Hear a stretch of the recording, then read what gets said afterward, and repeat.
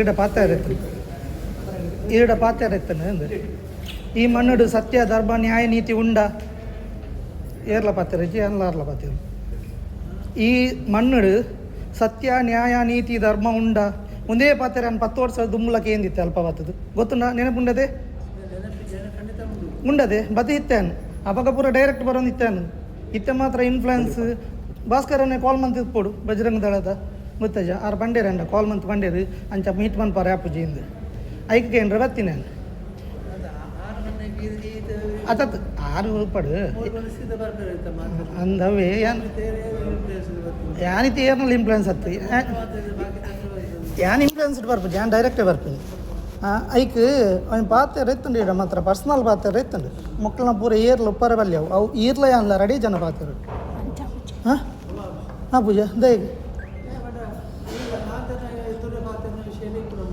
ಹಾಂ ಎದುರು ಪಾತ್ರನ ಹಾಂ ಪಾತ್ರಗ ಎಂಜ ಬಂಡಗ ಈರು ನಿಕ್ಲ ವಂಶಗ್ ವಯಸ್ಸದು ಕೊಡ್ದಿತ್ತಿನ ಕೆಲಸ ಕಾರ್ಯ ಮೂಲು ಧರ್ಮಸ್ಥಳ ಧರ್ಮ ನ್ಯಾಯ ತೂವರೆ ಅಂದದ ಬರ್ಮಣ್ಣ ಹೆಗಡೆ ಪಂಜುರ್ಲಿ ಅಂದದ ಅವು ಕೆಲಸ ಪೂರ ಈರು ಮಂತೊಂದುಲ್ಲಾರು ಅವು ಹೆಂಗೆ ಗೊತ್ತುಂಡು ಈರು ಮಂತೊಂದುಲ್ಲಾರು ಏತು ಪೂರ ಆತನು ಗೊತ್ತುಂಡು ಆದು ಪನಗ ಈರ್ನ ಎಲ್ಲಂಜಿ ಹುಷಾರಿಜ್ಜ ಯಾನ್ಲಾರ್ಲ ಪಾತಿರೊಂದುಲ್ಲಾರ ಬಕದ ಎಲ್ಲಂಜಿ ಶಿವರಾತ್ರೆಗೆ ಈರು ಈ ಜಾಗೆ ಬಿಡ್ದು ಕೊರೋಡು ಓ ಧರ್ಮಾಧಿಕಾರಿದ ಪಟ್ಟ ಬಿಡ್ದು ಕೊರೋಡು ಗೊತ್ತಾಣದೆ ಒಂಜಿ ದೇವಸ್ಥಾನ ದಾಯಕ ಬಂಡ ಈರ್ನ ಕೈಟುಂಡು ಬಂಡ ಇಡೀ ದೇಶದ ದೇವಸ್ಥಾನ ಪೂರ ಗೌರ್ಮೆಂಟ್ ಉಂಡು ಅವಳು ಬೋದು ಕೇಂದ್ರ ಪೂಜಿ ಈ ಮಣ್ಣುಡು ಉಪ್ಪುನ ಒಂದೇ ಧರ್ಮಸ್ಥಳ ಈರ್ನ ಅಧಿಕಾರ ಮುಗಿಂಡು ಇರೇಡ್ದು ಬೊಕ್ಕ ಈರ್ನ ಜೋಕ್ಲೆಗಿಂದು ಇತ್ತನ ಈರೆಗ ಆಂಜೋಕ್ಲಾತು ಅಂದದೆ ಬೊಕ್ಕ ಈರ್ನ ನಡವಳಿ ಆನಗನೇ ಈರ್ನ ಪ್ರಾಣ ಪೋಡಿತ್ತಂಡು ನಡವಳಿ ಆಯಿ ಬೊಕ್ಕ ಏನ್ಲಾರ್ಲ ಬಾದ್ಯರು ನಡವಳಿ ಆನಗ 14 ವರ್ಷ ಬರೋ ನಡವಳಿ ಹಾಕೊಂಡು ಅಪ್ಪಗ ಈರ್ನ ಒಂದು ಪೋಡಿತ್ತಂಡು ಆಂಡಲ ಉಂತದಿತ್ತಂಡು ದಯಪನ್ನಗ ಹೆಂಗೆ ಗುರುನ ಅನುಗ್ರಹ ಅದು ಒಂದೆ ಪೂರ ಕರೆಕ್ಟ್ ಆತಂಡು ಬೊಕ್ಕಲ ಅಂಚಲ ಇತ್ತಂಡ 1.5 ವರ್ಷದ ದುಂಬು ಕದ್ರಿ ಮಂಜುನಾಥ ಮೂಲ ಅಡೆಗೆ ಬೈಕ್ ಇಡ್ಬೋತೀನಿ ಯಾನೆ ಒಡೆಗೆ ಮಂಜುನಾಥನ ಎದುರು ಮುಟ್ಟ ಬೈಕ್ ಕೊನೋದು ಗುಂಡದುಲೈ ಪೋನಾಗ ಬಾಕಿಲ್ ಪಾಡಿಯರ್ ಬಂಡದು ಅಣ್ಣಪ್ಪ ಪಂಜುರ್ಲಿನ ಮಿತ್ತು ಬೆಟ್ ಉಲೈಬೋದು ಮಿತ್ತಲಾಗಿದಿನ ಯಾನೆ ಗೊತ್ತಾಡದೆ ಒಂಜಿ ಕೇಸ್ ಇಜ್ಜಿ ಯಾಪಲ ಮೂಲ ಬತ್ತದು ಉಲೈ ಬಿಟ್ಟು ಜನ ಲಡೆ ಮನ್ಪೆ ಲಕ್ಷಾಧಿಪದ ಬತ್ತದು ಆಫೀಸ್ ಹಿಡಿದು ಅರ್ತದೆ ಗ್ಲಾಸ್ ಆಂಡ್ ಒಂಜಿ ಕೇಸ್ ಇಜ್ಜಿ 5 ವರ್ಷದ ದುಂಬು SP ದಬೋದು ಕಂಪ್ಲೇಂಟ್ ಕೊಡ್ತೆ ದೇವಸ್ಥಾನ ಬಂದು ಅನ್ಪೋಡೊಂದು ಆಕಲೆ ನಾನು ಇಂಚ ತುಯ್ಯರು ಒಯ್ಕ್ಲ ಕಾಲಾಯ ತಸ್ಮೈ ನಮಃ ಓಲು ಸತ್ಯ ಧರ್ಮ ಒಪ್ಪುಂಡ ಅವಳು ಅಣ್ಣಪ್ಪ ಪಂಜುರ್ಲಿಲೊಪ್ಪೆ ಮಂಜುನಾಥಲೊಪ್ಪೆ ಆಯನ ಎದುರುಬಾರ್ದು ಏರ್ಲೆಜ್ಜಿ ಗೊತ್ತಾಡದೆ ಒಂದು ಶಿವರಾತ್ರಿ ಉಲಯ ಆವಡು ಇರಾಗ ಅಂಚಲ ಡೌಟ್ ಇತ್ತಂಡ ಎಲ್ಲಂಜಿ ಸಂಕ್ರಾಂತಿ ದಾನಿ ಅಣ್ಣಪ್ಪ ಪಂಜುರ್ಲಿನ ಕೋಲ ಮನ್ಪಾಗ ಅವಳು ಯಾನೆ ಬರ್ಪೆ ಆಯ್ಡನೆ ಕೇನ್ಗ ಅವತ್ತ ತೀರ್ಮಾನ ಅವಳೆ ಕೊರ್ಕನ ಹಾಂ ಆಂಡದೆ ಏರೆಗೆ ಅಡ್ಡಬೋದು ಯಾನು ಮಂಜುನಾಥ ಮಾತ್ರ ಅಡ್ಡಬೋದು ಬೊಕ್ಕ ಏರೆಗ್ಲ ಅಡ್ಡಬೋಡ್ಜಿ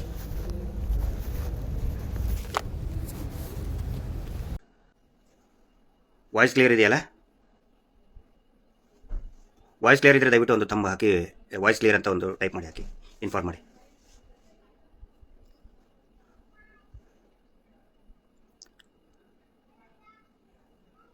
ವಾಯ್ಸ್ ಕ್ಲಿಯರ್ ಇದ್ದರೆ ವಾಯ್ಸ್ ಬರ್ತಾ ಇದ್ದರೆ ದಯವಿಟ್ಟು ಒಂದು ತಂಬ ಹಾಕಿ. ಎಸ್, ಮುತ್ತು ಅವರು, ಕಿರಣ್ ಅವರು, ಕಿಶೋರ್,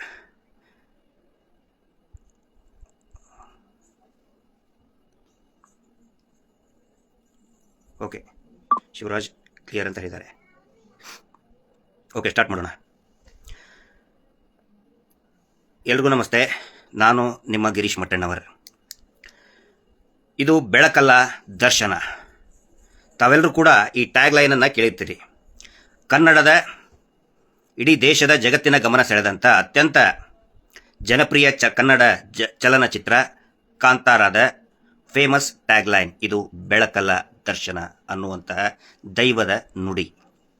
ಬಹುಶಃ ಇದೇ ರೀತಿಯಾದಂತಹ ದೈವದ ನುಡಿಯೇ ಹೇಳುವಂತಹ ಒಂದು ಘಟನೆ ಶ್ರೀ ಕ್ಷೇತ್ರ ಧರ್ಮಸ್ಥಳದಲ್ಲಿ ನಡೆದಿದೆ. ಅದು ಎಲ್ಲಿ? ಆ ಶ್ರೀ ಕ್ಷೇತ್ರದ ಮುಖ್ಯಸ್ಥರು ಅನ್ನಿಸಿಕೊಳ್ಳುವಂತಹ ಬೀಡಿನ ಮನೆಯಲ್ಲಿ ಅವರ ಕಣ್ಣೆದುರಿಗೇನೆ ಒಬ್ಬ ವ್ಯಕ್ತಿ ಬಂದು ನೇರ ಪ್ರಶ್ನೆ ಮಾಡ್ತಾರೆ. ನೇರ ಕೆಲವು ಪ್ರಶ್ನೆಗಳನ್ನು ಕೇಳ್ತಾರೆ. ನೇರ ಅವರ ಅನಿಸಿಕೆಗಳನ್ನು ದಿಟ್ಟವಾಗಿ ಹೇಳ್ತಾರೆ. ಬಹುಶಃ ತಾವೆಲ್ಲರೂ ಕೂಡ ಆ ವಿಡಿಯೋವನ್ನು ನೋಡಿರಬಹುದು. ನೋಡದೆ ಹೋಗಿದ್ರೆ ದಯವಿಟ್ಟು ನೋಡಿ ಮತ್ತು ನಿಮ್ಮೆಲ್ಲ ಸ್ನೇಹಿತರಿಗೂ ಕೂಡ ಎಲ್ಲ ಗ್ರೂಪ್ಗಳಿಗೂ ಕೂಡ ಶೇರ್ ಮಾಡಿ. ಈ ಸದ್ಯಕ್ಕೆ ಅದು ಸಾಮಾಜಿಕ ಜಾಲತಾಣದಲ್ಲಿ ವೈರಲ್ ಆಗ್ತಾ ಇರುವಂತಹ, ಅತಿ ಹೆಚ್ಚು ವೈರಲ್ ಆಗ್ತಾ ಇರುವಂತಹ ವಿಡಿಯೋ. ಆದರೆ ಆ ವಿಡಿಯೋದಲ್ಲಿ ಸಂಭಾಷಣೆ, ಮಾತುಗಳು, ವೀರೇಂದ್ರ ಜೈನ್ ಅವರಿಗೆ ಕೊಟ್ಟಂತಹ ಎಚ್ಚರಿಕೆಗಳು ತುಳು ಭಾಷೆಯಲ್ಲಿ ಇದೆ. ಹೀಗಾಗಿ ಸಾಕಷ್ಟು ಜನ, ಇಡೀ ಕರ್ನಾಟಕದ ಜನ ಕೇಳ್ತಾ ಇದ್ರು, ಇದನ್ನ ಕನ್ನಡದಲ್ಲಿ ಅನುವಾದ ಮಾಡಿ, ಇದನ್ನ ಕನ್ನಡದಲ್ಲಿ ತಿಳಿಸ್ಕೊಡಿ ಅಂತ ಹೇಳ್ತಾ ಇದ್ರು. ಅದಕ್ಕೆ ನಾನು ಒಬ್ಬ ನಮ್ಮ ತುಳುನಾಡಿನ ಸ್ನೇಹಿತರಿಗೆ ವಿನಂತಿ ಮಾಡಿಕೊಂಡೆ, ದಯವಿಟ್ಟು ಇದನ್ನ ಯಥಾವತ್ತಾಗಿ ಏನು ಸಂಭಾಷಣೆ ನಡೆದಿದೆ, ಏನು ಮಾತುಗಳು ಹೊರಬಂದಿದೆ, ಅದನ್ನ ಕನ್ನಡದಲ್ಲಿ ಯಥಾವತ್ತಾಗಿ ಅನುವಾದ ಮಾಡಿಕೊಡಿ ಅಂತ ಹೇಳಿದೆ. ಅದಕ್ಕಾಗಿ ಆ ಸ್ನೇಹಿತರು ಸಂಪೂರ್ಣ ಸಂಭಾಷಣೆಯನ್ನ ಕನ್ನಡದಲ್ಲಿ ಅನುವಾದ ಮಾಡಿದ್ದಾರೆ. ಅದನ್ನ ನಾನು ಓದಿ ಹೇಳಿ ಇದರ ಒಂದು ವಿಶ್ಲೇಷಣೆಯನ್ನ ಮಾಡ್ತಾ ಇದ್ದೀನಿ. ಬನ್ನಿ ನೋಡೋಣ ಏನೇನಿದೆ ಇದರಲ್ಲಿ. ಪ್ರಾರಂಭದಲ್ಲಿ ಆ ವ್ಯಕ್ತಿ ಹೇಳ್ತಾರೆ, ಒಳಗಡೆ ಹೋದ ನಂತರ, ಅಂದರೆ ಏನು ದೇವಸ್ಥಾನದ ಧರ್ಮಾಧಿಕಾರಿ ಅನ್ನೋರು ಕೂತ್ಕೊಳ್ಳುವಂತಹ ಪೀಠ ಅಥವಾ ಪಟ್ಟ ಏನಿದೆ ಅಲ್ಲಿ ಎಂಟ್ರಿ ಆದ ತಕ್ಷಣವೇ ಅವರು ಸೇವಕ, ಯಾಕಂದರೆ ಅವರು ಬಾಡಿಗಾರ್ಡ್ ಇರ್ತಾರೆ, ಹೆಜ್ಜೆಗೂ ಕೂಡ ಬಾಡಿಗಾರ್ಡ್ ಇರ್ತಾರೆ, ಸೇವಕ ಕೇಳ್ತಾರೆ ಮಾತಾಡಲಿಕ್ಕೆ ಇದೆಯಾ? ಅವಾಗ ಆ ವ್ಯಕ್ತಿ ಹೇಳ್ತಾರೆ ಹೌದು ಮಾತನಾಡಲಿಕ್ಕಿದೆ ಅಂತ. ಸೇವಕ ಹಾ ಅಂತ ಹೇಳ್ತಾರೆ. ಅನಾಮಿಕ, ಹೆಗಡೆಯವರೇ, ಈ ಮಣ್ಣಿನಲ್ಲಿ ಸತ್ಯ, ನ್ಯಾಯ, ನೀತಿ, ಧರ್ಮ ಇದೆಯಾ? ಕೇಳಲೇಬೇಕಾದಂತಹ ಮಾತು. ನಿರಂತರ ಕೊಲೆಗಳು ನಡೆದು, ಅತ್ಯಾಚಾರಗಳು ನಡೆದು, ದಬ್ಬಾಳಿಕೆ ನಡೆಯಿತು, ಭೂ ಹಗರಣಗಳು ನಡೆದು, ಮೀಟರ್ ಬಡ್ಡಿ ದಂಧೆ ಇಡೀ ರಾಜ್ಯಾದ್ಯಂತ 30 ವರ್ಷಗಳಿಂದ ನಿರಂತರವಾಗಿ ಅಕ್ರಮ ಮೀಟರ್ ಬಡ್ಡಿ ದಂಧೆ, ಅದು ಕೂಡ ಮಂಜುನಾಥ ಸ್ವಾಮಿಯ ಹೆಸರನ್ನ ಉಪಯೋಗಿಸಿ ದುರುಪಯೋಗ ಮಾಡಿ ಮಂಜುನಾಥ ಸ್ವಾಮಿಯ ಫೋಟೋವನ್ನ ಆ ಮೀಟರ್ ಬಡ್ಡಿ ದಂಧೆಯ ಪುಸ್ತಕದಲ್ಲಿಟ್ಟು ಅಮಾಯಕ ಜನರಿಂದ ರಕ್ತ ಹೀರಿದಂತೆ ಬಡ್ಡಿಯನ್ನು ಹೀರುವಂಥ ಕೆಲಸ ನಡೆದಿದೆ. ಹೀಗಾಗಿ ಆ ಅಪರಿಚಿತ ವ್ಯಕ್ತಿ, ಅನಾಮಿಕ ವ್ಯಕ್ತಿ ಕೇಳ್ತಾರೆ, ಈ ಹೆಗಡೆಯವರೇ, ಈ ಮಣ್ಣಿನಲ್ಲಿ ಸತ್ಯ, ನ್ಯಾಯ, ನೀತಿ, ಧರ್ಮ ಇದೆಯಾ? ಅವಾಗ ಅವ್ರನ್ನ ಡಿಸ್ಟರ್ಬ್ ಮಾಡಕ್ಕೆ ಹೇಳ್ತಾರೆ, ಸ್ವಲ್ಪ ತಡೆಯಕ್ಕೆ ಹೋಗ್ತಾರೆ. ಅವಾಗ ಹೇಳ್ತಾರೆ, ಯಾರೂ ಮಾತನಾಡಬಾರದು, ಯಾರೂ ಮಾತನಾಡಲಿಕ್ಕಿಲ್ಲ, ನಾನು ಅವರು ಮಾತ್ರ ಮಾತಾಡೋದು. ಈ ಮಣ್ಣಿನಲ್ಲಿ ನ್ಯಾಯ, ನೀತಿ, ಧರ್ಮ ಉಂಟಾ? ಈ ಮಾತನ್ನು 10 ವರ್ಷಗಳ ಹಿಂದೆ ಕೇಳಿದ್ದೆ, ಅಲ್ಲಿ ಬಂದು ಗೊತ್ತಿದೆಯೇ? ನೆನಪಿಲ್ವೇ ಅಂತ ಆ ವ್ಯಕ್ತಿ ಕೇಳ್ತಾರೆ. ಅವಾಗ ಹೆಗಡೆಯವರು ಹೇಳ್ತಾರೆ, ನೆನಪಿದೆ, ಖಂಡಿತ ಇದೆ ಅಂತ. ಇದರ ಅರ್ಥ ಆ ವ್ಯಕ್ತಿ 10 ವರ್ಷಗಳ ಹಿಂದೆನೂ ಕೂಡ ಒಂದು ಸಂದೇಶವನ್ನು ಕೊಟ್ಟಿದ್ರು. ಅಂದರೆ ಈ ವ್ಯಕ್ತಿ ಹೆಗ್ಗಡೆಯವರಿಗೆ ಅಪರಿಚಿತರಲ್ಲ, ಈ ಹಿಂದೆನೂ ಕೂಡ ಬಂದಿದ್ರು, ಮಾತನಾಡಿದ್ರು ಅನ್ನೋದು ಇದರಿಂದ ಬಹಳ ಸ್ಪಷ್ಟವಾಗಿ ಆಗುತ್ತೆ. ಯಾಕಂತ ಹೇಳಿದ್ರೆ ಸ್ವತಃ ವೀರೇಂದ್ರ ಹೆಗಡೆ ಅವರೇ ಹೇಳ್ತಾರೆ, ಹೌದು ನನಗೆ ನೆನಪಿದೆ ಅಂತ ಹೇಳ್ತಾರೆ. ಹೆಗಡೆ ಅವಾಗೆಲ್ಲ ನಾನು ನೇರವಾಗಿ ಬರುತ್ತಿದ್ದೆ, ಇವಾಗ ಮಾತ್ರ ಇನ್ಫ್ಲೂಯೆನ್ಸ್ ಭಾಸ್ಕರಣ್ಣ ಮಾಡಬೇಕು ಬಜರಂಗ ದಳದ ಗೊತ್ತಾಗಿಲ್ವಾ? ಅವರು ಹೇಳಿದ್ರು ನನ್ನಲ್ಲಿ ಕಾಲ್ ಮಾಡಿ ಹಾಗೆ ಭೇಟಿ ಮಾಡಲು ಆಗಲ್ಲ ಅಂತೆ. ಅಂದರೆ ಮುಂಚೆ ಎಲ್ಲ ನಾವು ನೇರವಾಗಿ ಬರ್ತಿದ್ವಿ, ನಿಮ್ಮ ಜೊತೆಗೆ ಮಾತಾಡ್ತಿದ್ವಿ, ಯಾವಾಗ 10 ವರ್ಷದ ಹಿಂದೆ. ಆದರೆ ಈಗ ಇನ್ಫ್ಲೂಯೆನ್ಸ್ ಮಾಡಿ ಬರಬೇಕೀಗ. ಭಾಸ್ಕರ್ ಅವ್ರು ಕೇಳಿ, ಭಾಸ್ಕರ್ ಅಂತ ಹೇಳಿದ್ರೆ ಬಜರಂಗ ದಳದ ಪ್ರಮುಖರು, ಅಲ್ಲಿದ್ದಂತಹ ಅವ್ರ ಜೊತೆಗೆ ಆತ್ಮೀಯರಾಗಿದ್ದಂಥವ್ರು, ಅವ್ರಿಗೆ ಕೇಳಿ ಅಂದರೆ ಒಂದು ದಳ, ಒಂದು ಟೀಮ್ ಇದೆ. ಈಗ ಇಲ್ಲಿ ನಾವು ಬಜರಂಗ ದಳ ಅಂತ ನಾನು ಹೇಳೋದು ಸರಿ ಅನ್ಸೋದಿಲ್ಲ, ಯಾಕಂದರೆ ಅವ್ರದೇ ಒಂದು ಪಟಾಲ ಇಟ್ಕೊಂಡಿದ್ದಾರೆ.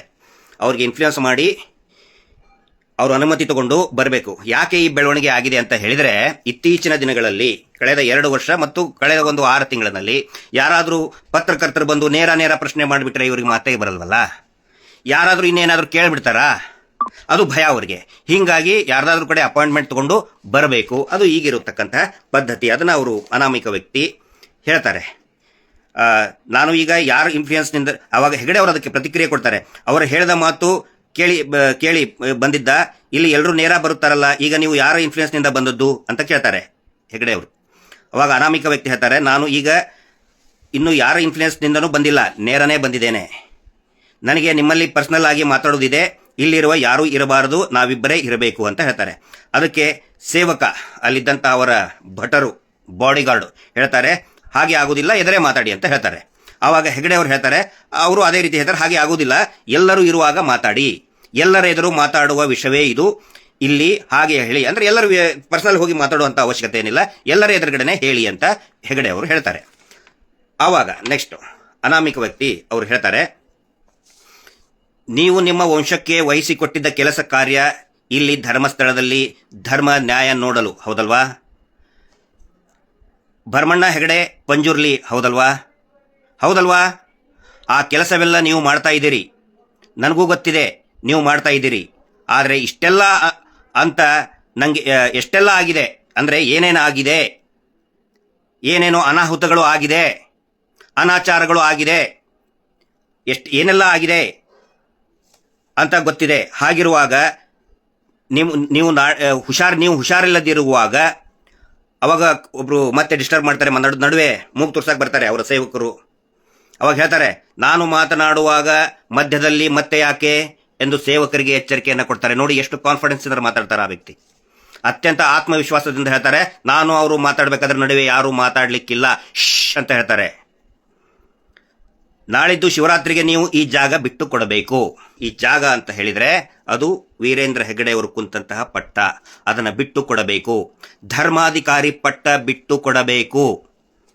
ಧರ್ಮಾಧಿಕಾರಿ ಅಂತ ಹೇಳಿದರೆ ಅದೊಂದು ಪಟ್ಟ, ಒಂದು ಸಿಂಹಾಸನ, ಒಂದು ಸ್ಥಾನಮಾನ, ಅದನ್ನು ಬಿಟ್ಟು ಕೊಡಬೇಕು ಅಂತ ನೇರವಾಗಿಯೇ ಹೇಳ್ತಾರೆ. ಅವ್ರಿಗೇನು ಮುಜುಗರ ಆಗಲ್ಲ, ಪ್ರೈವೇಟ್ನಲ್ಲಿ ಮಾತಾಡೋಕ್ಕೆ ಅವರು ಒಪ್ಪಲ್ಲ. ಆದರೂ ಕೂಡ ಸುತ್ತಲೂ ಒಂದಿಷ್ಟು 10 ಜನ ಇದರಲ್ಲಿ ಅವರ ಮುಂದೆನೆ ಧರ್ಮಾಧಿಕಾರಿಯವರಿಗೆ ನೇರವಾಗಿಯೇ ಹೇಳ್ತಾರೆ. ಯಾವುದೇ ಸಂಕೋಚ, ಮುಜುಗರ, ಅಳಕು, ಆತಂಕ ಇಲ್ಲದೇನೆ ಹೇಳ್ತಾರೆ, ನೀವು ಧರ್ಮಾಧಿಕಾರಿ ಪಟ್ಟ ಬಿಟ್ಟು ಕೊಡಬೇಕು. ಇದು ಒಂದು ದೇವಸ್ಥಾನ. ನೋಡಿ ಆ ವ್ಯಕ್ತಿ ಹೇಳ್ತಾರೆ, ಇದು ಒಂದು ದೇವಸ್ಥಾನ. ಆದರೆ ವೀರೇಂದ್ರ ಜೈನ್ ಅವರು ಏನಂತಾರೆ ಸುಪ್ರೀಂ ಕೋರ್ಟ್ನಲ್ಲಿ, ಇದು ದೇವಸ್ಥಾನನೇ ಅಲ್ಲ, ಇದು ನಮ್ಮದು ಇನ್ಸ್ಟಿಟ್ಯೂಟು, ಇದು ನಾವು ಜೈನರ ಇನ್ಸ್ಟಿಟ್ಯೂಟ್, ಇದು ದೇವಸ್ಥಾನಕ್ಕೂ ಇದಕ್ಕೂ ಸಂಬಂಧನೇ ಇಲ್ಲ. ಹಿಂದೂಗಳಿಗೆ ಇಲ್ಲಿ ಪೂಜೆ ಮಾಡುವ ಹಕ್ಕೇ ಇಲ್ಲ. ಯಾಕಂತ ಹೇಳಿದರೆ ದೇವಸ್ಥಾನದ ಆಡಳಿತ, ಆರ್ಥಿಕ ವ್ಯವಸ್ಥೆ, ಎಷ್ಟು ದುಡ್ಡು ಬರ್ತಾ ಇದೆ, ಮುಜರಾಯಿ ಇಲಾಖೆ, ಇದರ ಮಾಹಿತಿ ಕೇಳಿದರೆ ಮುಜರಾಯಿ ಇಲಾಖೆ ಇರೋದು ಹಿಂದೂಗಳಿಗೆ ರೀ. ನಾವು ಜೈನರು, ಹಿಂದೂಗಳಿಗೂ ನಮಗೂ ಸಂಬಂಧನೇ ಇಲ್ಲ.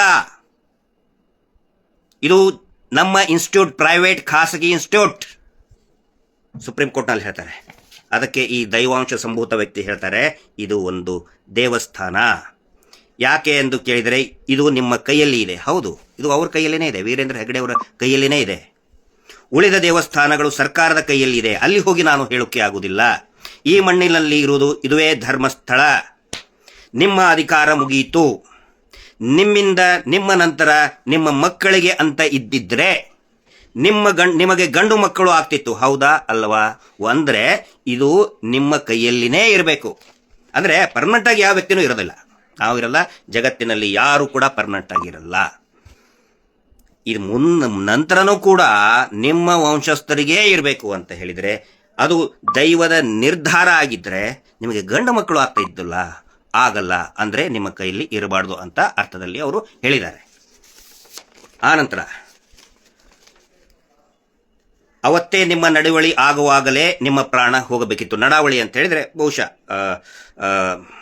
ಪಟ್ಟಕ್ಕೆ ಏರುವಾಗ ಅದೇನೋ ಒಂದು ಪ್ರಕ್ರಿಯೆ ಇರ್ತದೆ, ಅದಕ್ಕೆ ನಡಾವಳಿ ಅಂತ ಕರೀತಾರೆ. ನಡಾವಳಿ ಆದ ಬಳಿಕ ಮತ್ತೆ ಯಾರೋ ಮಾತಾಡ್ತಾರೆ, ನಾನು ಮತ್ತು ಅವರು ಮಾತನಾಡುವುದು ಅಂದರೆ ಮತ್ತೆಲ್ಲರಿಗೂ ಆ ವ್ಯಕ್ತಿ ಹೇಳ್ತಾರೆ, ಧೈರ್ಯದಿಂದ ಹೇಳ್ತಾರೆ, ಬೇರೆ ಯಾರು ಕೂಡ ಇದರಲ್ಲಿ ಬಾಯಿ ಹಾಕಬೇಡಿ ಅಂತ ಹೇಳ್ತಾರೆ. ಅವಾಗ ನಡಾವಳಿ ಆಗುವಾಗಲೇ, ನಡಾವಳಿ ಆಗೋದು 14 ವರ್ಷಕ್ಕೊಮ್ಮೆ, ಆವಾಗಲೇ ನಿಮ್ಮ ಪ್ರಾಣ ಹೋಗಬೇಕಿತ್ತು, ಅದು ನಿಲ್ಲಿಸಿಬಿಟ್ಟಿತ್ತು. ಯಾಕಂದರೆ ನನ್ನ ಗುರುವಿನ ಅನುಗ್ರಹ ಆಗಿ ಪೂರ್ತಿ ಸರಿಯಾಗಿ ಆದ ಕಾರಣ ನಿಲ್ಲಿಸಿತ್ತು. ಬಹುಶಃ ಇದು ಮಾತು ಕೇಳಿದರೆ ಬಹುಶಃ ಇವರು, ನಾನು ಅದೇ ಹೇಳ್ತಿದ್ದೀನಲ್ಲ, ವ್ಯಕ್ತಿ ಇರಬಹುದು, ಆದರೆ ಒಬ್ಬ ಇಷ್ಟೊಂದು ಕಾನ್ಫಿಡೆನ್ಸಿಂದ ಹೇಳ್ತಾ ಇದ್ದಾರೆ ಅಂತ ಹೇಳಿದರೆ ಈ ಮಾತುಗಳನ್ನು ನುಡಿದಂಥವರು ದೈವಾಂಶ ಸಂಭೂತ, ದೈವ ಸಂಭೂತ ಅಂತ ನಾನು ಅಂದ್ಕೊಂಡಿದ್ದೀನಿ. ಮತ್ತು ಇದೇ ರೀತಿ ಅನೇಕ ಜನ ತುಳುನಾಡಿನ ಸ್ನೇಹಿತರು ಹೇಳ್ತಾ ಇದ್ದಾರೆ. ನಾನು ಈ ದೇವರ ಬಗ್ಗೆ ಜಾಸ್ತಿ ನನಗೆ ಅರಿವಿಲ್ಲ, ಅದಕ್ಕೆ ನಾನು ವಿನಂತಿ ಮಾಡ್ಕೊತಾ ಇದ್ದೀನಿ. ತುಳುನಾಡಿನ ಅನೇಕ ಜನ ತಜ್ಞರಿದ್ದಾರೆ, ಅವರು ಬರುವಂತಹ ದಿನಗಳಲ್ಲಿ ಇದರ ಬಗ್ಗೆ ವಿಶ್ಲೇಷಣೆ ಮಾಡಬೇಕು. ವಿಶೇಷವಾಗಿ ಮಹೇಶ್ ಶೆಟ್ಟಿ ತಿಮರೋಡಿಯವರು ಅಣ್ಣಪ್ಪ ಸ್ವಾಮಿಯ ನಿತ್ಯ ನಿರಂತರ ಸೇವಕರು, ಅಣ್ಣಪ್ಪ ಸ್ವಾಮಿಯ ಆರಾಧಕರು ಮಹೇಶ್ ಶೆಟ್ಟಿ ತಿಮರೋಡಿಯವರು. ಅದೇ ರೀತಿ ಏನು ನಿರಂತರವಾಗಿ ಹೋರಾಟವನ್ನು ಅನೇಕ ಜನ ಇದನ್ನು ಗಮನಿಸ್ತಾ ಬಂದಿದ್ದಾರೆ. ಅವರು ಕೂಡ ತುಳುನಾಡಿನ ಅನೇಕ ಜನ ತಜ್ಞರಿದ್ದಾರೆ. ಈ ಕುರಿತಾಗಿ ತಮ್ಮಣ್ಣ ಶೆಟ್ಟಿ ಇರ್ಬೋದು, ಆನಂತರ ನಮ್ಮ ಸೋಮನಾಥ್ ನಾಯಕರು ಇರ್ಬೋದು, ದಯವಿಟ್ಟು ಇದ್ರ ಬಗ್ಗೆ ಒಂದು ವಿಶ್ಲೇಷಣೆಯನ್ನು ಮಾಡಬೇಕು ಅಂಥೇಳಿ ನಾನು ವಿನಂತಿ ಮಾಡ್ಕೊತಾ ಇದ್ದೇನೆ ಎಲ್ರಿಗೂ ಕೂಡ. ನಾನು ಬರೀ ಈ ಪ್ರಕರಣಗಳ ಬಗ್ಗೆ, ಇನ್ವೆಸ್ಟಿಗೇಷನ್ ಬಗ್ಗೆ, ಕಾನೂನಿನ ಲೋಪದೋಷಗಳ ಬಗ್ಗೆ, ತನಿಖಾ ಲೋಪದೋಷಗಳ ಬಗ್ಗೆ, ವ್ಯವಸ್ಥೆಯ ಬಗ್ಗೆ ಅರಿವಿದೆ, ಅಧ್ಯಯನದ ಅರಿವಿದೆ. ಬಟ್ ದೇವರ ಬಗ್ಗೆ ನನಗೆ ಅಷ್ಟೊಂದು ಅಧ್ಯಯನದ ಜ್ಞಾನ ಇಲ್ಲ. ಇನ್ನೊಬ್ರು ಹೇಳಿದ್ದನ್ನು ಕೇಳಿದ್ದೇನೆ, ಹೀಗಾಗಿ ಈ ವಿಷಯದಲ್ಲಿ ನಾನು ಪರ್ಫೆಕ್ಟ್ ಅಲ್ಲ. ದಯವಿಟ್ಟು ಅದಕ್ಕಾಗಿ ಯಾರು ನಮ್ಮ ತುಳುನಾಡಿನ ತಜ್ಞರಿದ್ದಾರೆ ಅವರು ಈ ಕುರಿತಾಗಿ ಮಾತಾಡಬೇಕಂತ ವಿನಂತಿ ಮಾಡ್ಕೊತಾ ಇದ್ದೀನಿ. ಮತ್ತೆ ಅಂದರೆ ಅವ್ರು ಹೇಳ್ತಾರೆ, ನನ್ನ ಗುರುವಿನ ಅನುಗ್ರಹ ಆಗಿ ನಿಮ್ಮ ಸಾವನ್ನು ನಿಲ್ಲಿಸಿಬಿಟ್ಟಿತು ಅನ್ನೋ ಒಂದು ಮಾತನ್ನು ಅವ್ರು ಹೇಳ್ತಾರೆ. ಮತ್ತು ಹಾಗಿದ್ದರೆ 1.5 ವರ್ಷಕ್ಕಿಂತ ಮೊದಲು ಕದ್ರಿ ಮಂಜುನಾಥ ಮೂಲ, ಅಂದರೆ ಧರ್ಮಸ್ಥಳದ ಮೂಲ ಧರ್ಮಸ್ಥಳ ಮಂಜುನಾಥ ಸ್ವಾಮಿಯ ಮೂಲ ಅದು ಧರ್ಮಸ್ಥಳ ಅಲ್ಲ, ಅದು ಕದ್ರಿ ದೇವಸ್ಥಾನ ಅಂತ ಹೇಳ್ತಾರೆ. ಇಲ್ಲಿನೂ ಕೂಡ ಅವ್ರು ಹೇಳ್ತಾರೆ ಕದ್ರಿ ಮಂಜುನಾಥ ಮೂಲ. ಅಲ್ಲಿಗೆ ಬೈಕ್ನಲ್ಲಿ ಹೋಗಿದ್ದು ನಾನೇ ಬೈಕ್ನಲ್ಲಿ ಹೋಗಿದ್ದೆ. ಎಲ್ಲಿಗೆ? ಮಂಜುನಾಥನ ಎದುರು ಬೈಕ್ ಕೊಂಡೋಗಿ ಅಲ್ಲಿ ಗರ್ಭಗುಡಿಯ ಒಳಗೆ ಬಾಗಿಲು ಹಾಕಿದರು ಎಂದು ಅಣ್ಣಪ್ಪ ಪಂಜುರ್ಲಿಯ ಎದುರು ಒಳಗೆ ಹೋಗಿ ಮೇಲೆ ಹಾರಿದವನು ನಾನೇ. ಈ ಘಟನೆ 1.5 ವರ್ಷದ ಹಿಂದೆ ನಡೆದಿತ್ತು ಅಂತ ಹೇಳ್ತಾರೆ. ಒಂದೇ ಒಂದು ಕೇಸ್ ಇಲ್ಲ, ಯಾವತ್ತೂ ಬಂದು ಇಲ್ಲಿ ಒಳಗೆ ಬಿಡಲಿಲ್ಲ ಅಂದರೆ ಗಲಾಟೆ ಮಾಡ್ತೇನೆ. ನೋಡಿ ಅವ್ರು ಎಷ್ಟು ಅಂದರೆ ಫರ್ಮ್ ಇದ್ದಾರೆ. ಅಕಸ್ಮಾತ್ ಅಂದರೆ ಈ ಥರ ಹಠವಾದಿಗಳು ಮತ್ತು ಬಹಳ ನಿಶ್ಚಲ ಮನಸ್ಸಿನಲ್ಲಿ ಇರುವಂಥವ್ರು ಮಾತ್ರ, ಗಟ್ಟಿ ಮನಸ್ಸು ಇರುವಂಥವ್ರು ಮಾತ್ರ ಈ ರೀತಿ ಮಾತಾಡ್ತಾರೆ. ನಾನು ನಮ್ಮ ದೇವರಗುಡ್ಡದಲ್ಲಿ ಮೈಲಾರಲಿಂಗದಲ್ಲಿ ಗೊರಪ್ಪುಗಳು ಈ ಥರ ಮಾತಾಡೋದನ್ನು ನಾನು ಕೇಳಿದ್ದೇನೆ. ಬಹಳ ನಿಷ್ಠುರವಾಗಿ ಇರೋಂಥವ್ರು ಮಾತ್ರ ಈ ಥರ ಪದಗಳನ್ನು ಬಳಸ್ತಾರೆ. ಅವ್ರು ಹೇಳ್ತಾರೆ ಒಂದೇ ಒಂದು ಕೇಸ್ ಇಲ್ಲ ನನ್ನ ಮೇಲೆ, ನಾನು ಗಲಾಟೆ ಮಾಡ್ತೇನೆ. ಒಂದು ವೇಳೆ ನೀವು ನನಗೆ ಬರೋದಕ್ಕೆ ಅವಕಾಶ ಮಾಡಿ ಕೊಡಲಿಲ್ಲ ಅಂತ ಹೇಳಿದ್ರೆ ನಾನು ಗಲಾಟೆ ಮಾಡ್ತೇನೆ. ಹಿಂದೆನೂ ಮಾಡಿದ್ದೇನೆ, ಆದರೆ ಒಂದು ಕೇಸು ನನ್ನ ಮೇಲೆ ಆಗಿಲ್ಲ. ಲಕ್ಷ ದೀಪೋತ್ಸವದಂದು ಬಂದು ಆಫೀಸಲ್ಲಿ ಗ್ಲಾಸ್ ಒಡೆದು ಹಾಕಿದ್ದೇನೆ.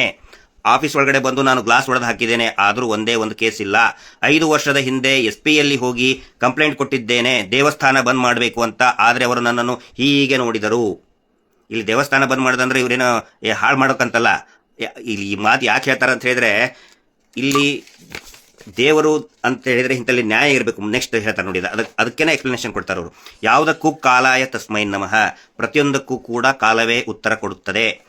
ಎಲ್ಲಿ ಸತ್ಯ ಧರ್ಮ ಇರುತ್ತೋ ಅಲ್ಲಿ ಅಣ್ಣಪ್ಪ ಪಂಜುರ್ಲಿಯೂ ಇರುತ್ತಾನೆ, ಮಂಜುನಾಥನು ಇರುತ್ತಾನೆ. ಅವನನ್ನು ಎದುರು ಹಾಕಿ ಯಾರೂ ಇಲ್ಲ. ಗೊತ್ತಾಯ್ತಲ್ವಾ? ನೋಡಿ, ಅಂದರೆ ದೇವಸ್ಥಾನ ಅವರು ಮತ್ತಿನ್ನು ಬೇರೆ ರೀತಿ ಇವರು ಅಪಪ್ರಚಾರ ಮಾಡ್ಬೋದು, ದೇವಸ್ಥಾನ ಬಂದ್ ಮಾಡಕ್ಕೆ ಬಂದರು ಅಂತೇಳಿ ಅಲ್ಲ. ಇಲ್ಲಿ ಮಂಜುನಾಥ, ಎಲ್ಲಿ ಧರ್ಮ ಸತ್ಯ ಇದೆ ಅಲ್ಲಿ ಮಂಜುನಾಥ ಇರ್ತಾನೆ. ಆದರೆ ಇಲ್ಲಿ ಧರ್ಮ ಸತ್ಯ ಅನ್ನೋದು ಇಲ್ವೇ ಇಲ್ಲಲ್ಲ. ಅದರ ಸಲುವಾಗಿ ಆ ಮಾತನ್ನು ಹೇಳ್ತಾರೆ ಅವರು. ಇಂದು ಶಿವರಾತ್ರಿಯ ಒಳಗೆ ಆಗಬೇಕು. ನಿಮಗೆ ಹಾಗೇನಾದರೂ ಡೌಟ್ ಇದ್ರೆ ನಾಳಿದ್ದು ಸಂಕ್ರಾಂತಿ ಎಂದು ಅಣ್ಣಪ್ಪ ಪಂಜುರ್ಲಿಗೆ ನೇಮ ಕೋಲ ಮಾಡಿಸುವ. ಅಂದು ಕೂಡ ನಾನೇ ಬರ್ತೇನೆ. ನಿಮಗೇನಾದರೂ ಡೌಟ್ ಇದ್ರೆ ಅಂದರೆ ಶಿವರಾತ್ರಿಯ ಒಳಗಡೆನೆ ನೀವು ಪಟ್ಟ ಬಿಟ್ಕೊಡಬೇಕು. ಸ್ಟಾರ್ಟಿಂಗ್ ಹೇಳಿದಾರಲ್ಲ, ಶಿವರಾತ್ರಿಯ ಒಳಗಡೆನೆ ನೀವು ಪಟ್ಟವನ್ನು ಬಿಟ್ಕೊಡಬೇಕು, ಶಿವರಾತ್ರಿಯ ಒಳಗೆ ಆಗಬೇಕು. ನಿಮಗೆ ಹಾಗೇನಾದರೂ ಡೌಟ್ ಇದ್ರೆ ನಾಳಿದ್ದು ಸಂಕ್ರಾಂತಿ ಎಂದು ಅಣ್ಣಪ್ಪ ಪಂಜುರ್ಲಿಗೆ ನೇಮ ಕೋಲ ಮಾಡಿಸುವ. ಅಂದು ಕೂಡ ನಾನೇ ಬರುತ್ತೇನೆ. ಅವನಲ್ಲಿಯೇ ಕೇಳುವ, ತೀರ್ಮಾನ ಅಲ್ಲಿಯೇ ಕೊಡುವ. ಆಯ್ತಲ್ವಾ? ನೋಡಿ ಎಷ್ಟು ಪರ್ಫೆಕ್ಟಾಗಿ, ಎಷ್ಟು ಆತ್ಮವಿಶ್ವಾಸದಿಂದ ಹೇಳ್ತಾ ಇದ್ದಾರೆ. ಅದಕ್ಕೆ ನಾನು ಅವರನ್ನು ದೈವಾಂಶ ಸಂಭೂತ ಅಂತ ಹೇಳೋದು. ಇದರಲ್ಲಿ ಅವರು ಪದೇ ಹೇಳ್ತಾರೆ, ಈ ಮಣ್ಣಿನಲ್ಲಿ ಸತ್ಯ ನ್ಯಾಯ ಉಂಟಾ? ಎಲ್ರಿಗೂ ಕೂಡ ಗೊತ್ತಾಗಿದೆ ಕಳೆದ ಸೌಜನ್ಯ ಪ್ರಕರಣದ ನಂತರ. ಅದರ ಮುಂಚೆನೂ ಕೂಡ ಸಾಕಷ್ಟು ಹೋರಾಟಗಳು ಆಗಿತ್ತು. ಅನೇಕರಿಗೆ ಗೊತ್ತಿತ್ತು ಇಲ್ಲಿ ಸತ್ಯ ಧರ್ಮ ನಿಂತು ಹೋಗಿದೆ. ಯಾಕಂತ ಹೇಳಿದರೆ ನಿರಂತರ ಅತ್ಯಾಚಾರ, ನಿರಂತರ ಕೊಲೆಗಳು. ಇವ್ರೇನು ಮಾಡ್ತಾ ಬಂದರು ನೋಡಿ.